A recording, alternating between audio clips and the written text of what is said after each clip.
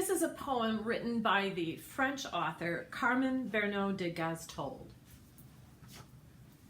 It's called The Prayer of the Dog. I guess I have a captive audience.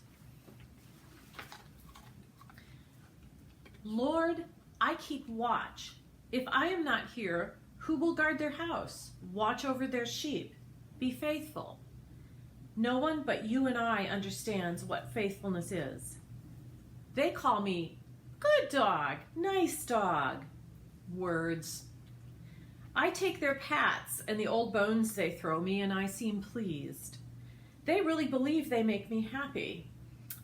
I take kicks too when they come my way. None of that matters. I keep watch. Lord, do not let me die until, for them, all danger is driven away. Amen.